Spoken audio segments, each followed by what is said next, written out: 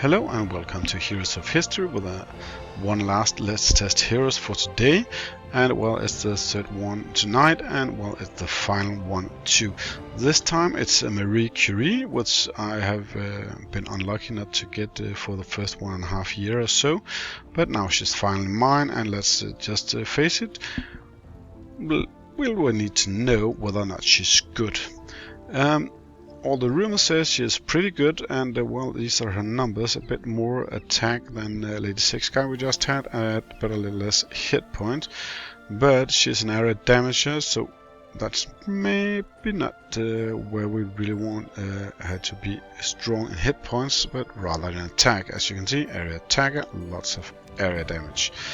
So what does she else have? Initial task rather fast, not too lazy on the regular task either. There's some extra area damage apparently, and this base damage, it's also good, a little extra attack speed.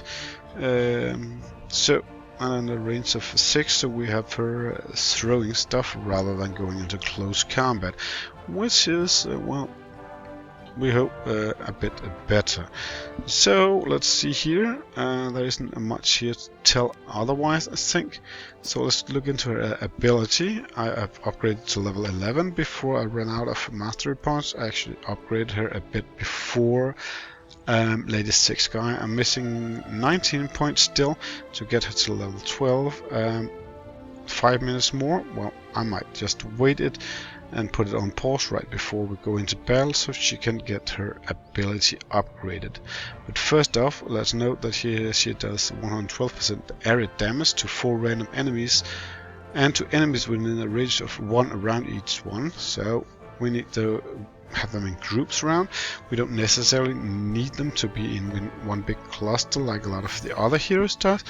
We can actually handle a much larger area of groupings.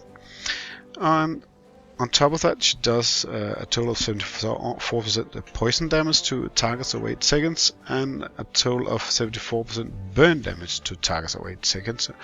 There's a lot of damage going on even after her, well, whilst it actually has landed. Now equipment, I found some equipment here, and I found a warrior flail here, not too shady after upgrading it, and we also got the warrior mantle here, and as you can see the defense gets rather high, but I was more interested in attack, or for that matter some base damage. We still got the jackal because, well, let's face it, that's just what I have a lot of for these equipment slots here. There's some initial charge, well, that's good for her to throw them a bit earlier, and we've got some attack percentage here too, so that's okay, and a lot of extra base damage. We love that part. More base damage again here, attack, defense, and for some reason this attack that doesn't really give a lot of extra, well, it gets something, because let's just face it, 1% of this one up here is actually 13, and as you can see here, it's more than 1%, so 13 for similar to being here, well, it's just much better to have them in percentages. Unfortunately, I couldn't have the 3 slots here with percentages because I didn't have any to upgrade that way. And finally, we have some more base damage here from the Jackal Seal, and attack, and some attack speed too. And well, the attack percentage extra isn't too bad actually. So all in all, that should leave her in a pretty well state. Now I'm just gonna wait a bit after looking into, well, I gave her the Book of the Dead. It's not much, but it will help a bit, and this Book of the Dead is only level 6. I have another one that's a bit higher, but well, then you have something to use. Let's look into here. Her awakeness, 7.5% attack, ability charge initial minus 2.4, so you should really get her early on.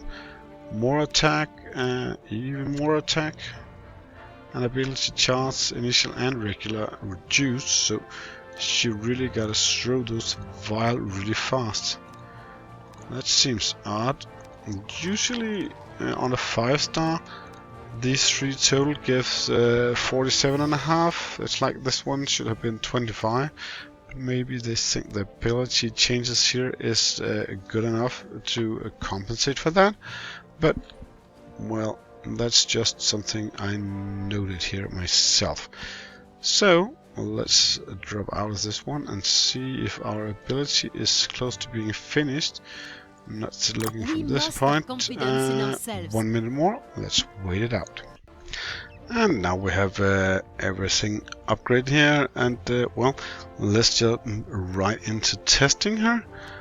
And let's just face what we can do here. There is the campaign, and we're going back to 34/7 like the other ones we took tonight. And there we go. Continue on this one. And well, I think I will replace her with Huomalan because, well, I think that's who she build a better world. She resembles the most. So let's just do it this way.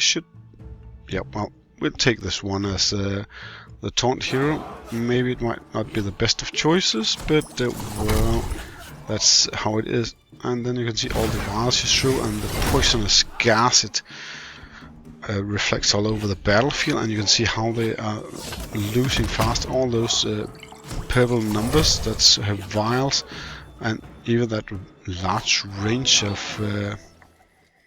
siege weapons were, well, in dire troubles because of the poisonous gas she threw at them. As you can see here again, all over the place. And now, after even losing a little bit, they are losing a lot more over time. There's really lots and lots of numbers popping up over their head all the time to show how much damage over time they're actually receiving. Let's see more here. Oh, that's not good. Come on, yeah. Power of the gods contained in a flask. Medusa needed a bit help there. She wasn't too good at holding the damage, but I think we're doing great still, because now the battle is over, and let's see how everything turned out. There we go, and as you can see, she received the most valuable player on this team, and I can tell already now that it is similar to what Huomalan normally damages with in this battle. So let's turn on to the next one. And here we go out of province 34 but into 35 and take battle 1, push continue, and well, move on. If I don't remember wrong how far developed my own Huomalan is, well, she is actually approximately, I think, 20 levels higher in her ability level, so performing the same damage wise as her is actually pretty good, when the only change in this setup is actually those two heroes.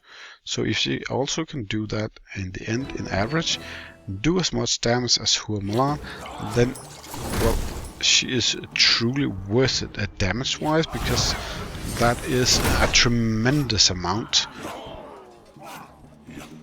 especially in comparison that her ability isn't even close to being as high up.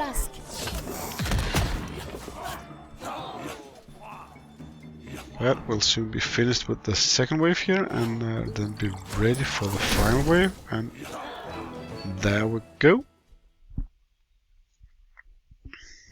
Look upon me, ye mighty. Well, people's done, people moving into the totem, and well, then we should just have some more flasks being dropped into that major bottle there, and everyone is, well, dying. Come on, some healing before he dies. I'm getting a bit close. Well, a bit like with Huomalan actually, but we have one now. So let's look at the battle stats and see if she got all the glory again. Let's see here. Well, yes, all the glory. Now let's just jump into the third battle, the second in this province, and closing in on finishing this video and emphasizing on doing this test according to the same way as we've done with all the others. And let's see here if we can get some units well, to fall down all over the place, so we can actually have the win we want. There we go, everyone is about to be poisoned away. That was great, and second wave too. Power of the gods contained in a More flask. poison. And then come the stun on the same heroes, more or less. And there came the totem, and everyone was blown away. It's actually looked pretty neat with the totem exploding on all those low level hit point units. They were almost already dead when it exploded. Progress. There we go. Neither swift nor easy. Here we go with the battle stats. 141, 900. That's good. And now moving on to the next battle here. It's now in Province 35 and number 4 of them. If we get along here, so we can get a view, and that goes into the battle, and once more start. And 3 waves later we should have a good result here. Everyone gets poisoned like crazy, and well, now they're being taunted into the totem that will blow up in the face, and there's barely nothing left. I would have wanted those poisonous flask Marie Curie throws a bit later, like right now, rather than all thrown at one unit. I would have preferred them hitting everyone. Napoleon Bonaparte is losing a bit much hit points because of it, but well, nothing critical, nothing that Ashoka can't heal us out of. So, well, also didn't, fail us, so that's okay. Final wave. There we go. Throwing some poison everywhere. Well, she was a famous nuclear physicist that, well, had a lot of radiation around her, and, well, it might be a bad thing being in her way with the radiation flasks she throws around. Let's see here. Now let's go to the final battle and complete this test. And, well, I think I'm already at a point where I know, well, a lot of the things I will say about this hero. 35-7, here we... oh, yes, well, then we buy that. Jump in, we need to finish this video, so, well, we'll have to live with the consequences. And, well, let's see her throw around her poison and see if we can hold down the enemy long enough to pull a win.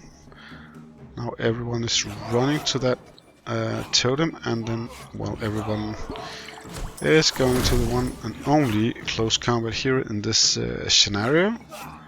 That's why I considered throwing into Dangamoon, so there would at least be one extra we can throw at. But I think we are, well, okay with the Napoleon being the only one running into it. The stuns and the poisons, well, they really work out very, very well. Nuclear waste is not something to be taken lightly, and, well, she is good at throwing it, Marie Curie. We can see that clearly at least. And, well, we're close to finishing, and we'll have the last numbers before looking at the sum of everything. Progress. Neither swift nor easy. So there we go, and well, looking good for her. MVP player once again. Now let's run over the numbers. First off, Lady 6 guy, well, she actually does less damage in average compared to the last battle, so for some reason I think she haven't thrown her totem as often.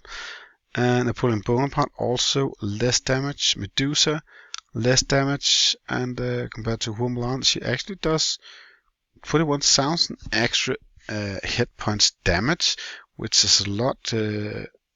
When I know that she isn't any higher than Humolan.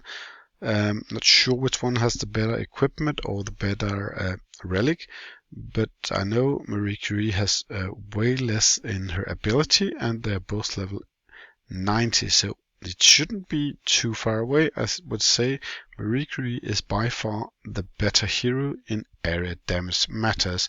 As you can see here, Ashoka the Great also has given less damage, so it's a general thing. Everyone gave less damage, and Marie Curie absorbed everything. So let's see here, a damage absorption, a bit more for Lady 6 Sky.